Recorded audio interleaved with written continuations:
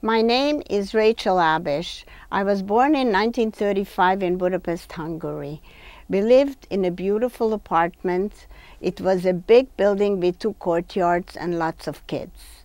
We played all together, but we never played with the janitor's son because he was rude and rowdy. My father was a rabbi and he had a shul not far from our house. We were very patriotic and we were well accepted. And then, one day, in June 1944, we were told that we have to move to a Yellow Star house. I was shocked. Move out? Why? Leave my home? What have I done? We moved in with my aunt, who lived next door to a synagogue that later became the Budapest ghetto.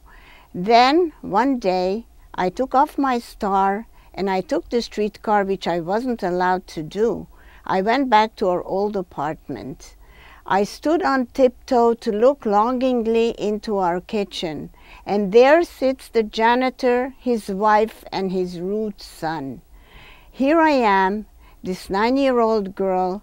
Everything was taken from me, and there I see them sitting on our chairs at our table. But as soon as the son sees me, he comes out and he wants to beat me up, and I run for my life and he chases me. My mother gave birth to a baby girl on March 14, 1944, a few days before the Germans came into Hungary. That child saved her life. It is because of her baby that she wasn't deported in the first roundup. She was walking around with the baby covering her yellow star. The Jews were only allowed to go out between 11 and 4 p.m., but by that time you got to the store, there was no food left, even on rations. I would collect the ration cards from my neighbors. I took off my yellow star. I was blonde and blue-eyed. I did not look Jewish. And I went and bought bread or whatever else was left in the stores. One day, as I was out shopping, I suddenly heard screaming. I saw people herded in the street with their hands up and Germans with machine guns chasing them into the synagogue. My sister and I got into a Red Cross building just before ghetto was set up. There was no food, no beds. We were sitting on chairs for months. My sister and I were very hungry. We searched for food in the garbage heap. There, we found a dead baby dressed in pink. We just moved the body, hoping to find something edible under her. When my mother came visiting us from the ghetto, I begged her to stay with us.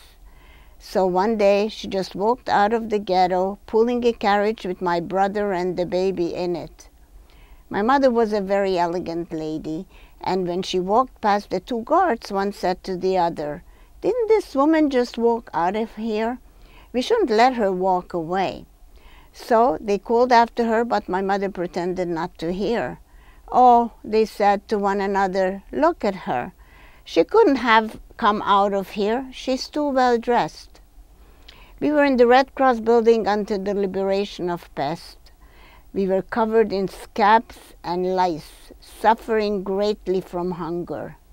My baby sister died from starvation in my mother's arms, a week after the Russians liberated Pest. She never saw sunshine. I remember we children were telling my mother, who was screaming, "Just put her down. She's dead anyways."